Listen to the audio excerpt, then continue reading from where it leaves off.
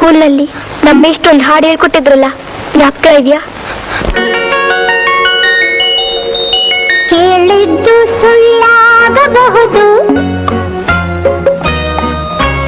ನೋಡಿದ್ದು ಸುಳ್ಳಾಗಬಹುದು,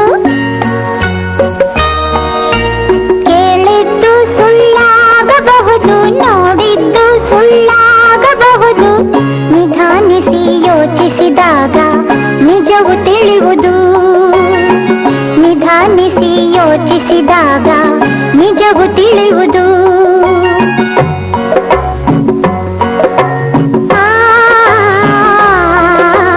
ದೂರದಲ್ಲೊಂದು ಕಾಡಿತ್ತು, ಕಾಡಲ್ಲಿ ಒಂದು ಮನೆಯಿತ್ತು, ಮುಂಗುಸಿಯೊಂದು ಅಲ್ಲಿತ್ತು, ಮನೆಯನ್ನು ಕಾವಲು ಕಾಯ್ತಿತ್ತು.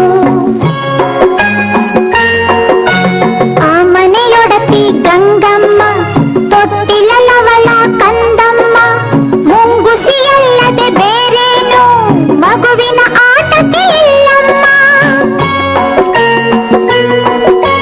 ಮುಂಗುಸಿಯೊಡನೆ ಪ್ರೀತಿಯಲ್ಲಿ, ಕಂದನ ಜೊತೆಗೆ ಪ್ರೇಮದಲ್ಲಿ ಬಾಳುತ್ತಲಿದ್ದಳು ಗಂಗಮ್ಮ.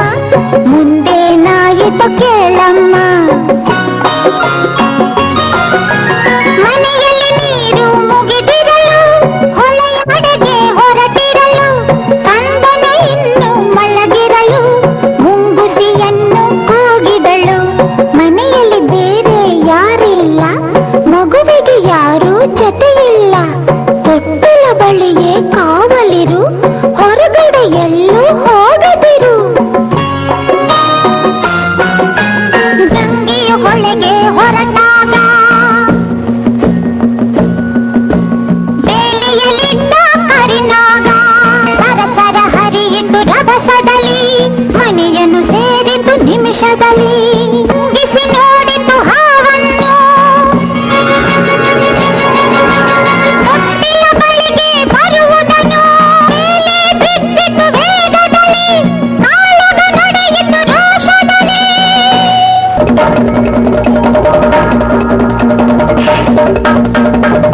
ಸೋತಿತು ಹಾವು ಜಗಳದಲ್ಲಿ, ಮುಂಗುಸಿ ಗೆಲುವಿನ ಹರುಷದಲ್ಲಿ.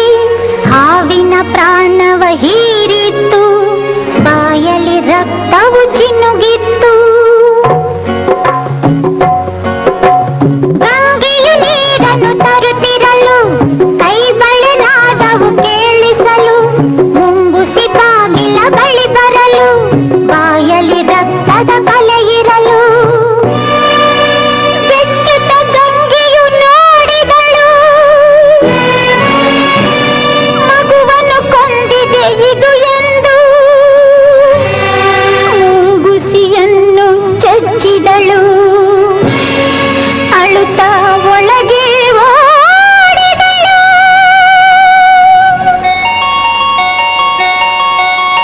ತೊಟ್ಟಿಲ ಕಂದನು ನಗುತ್ತಿತ್ತು,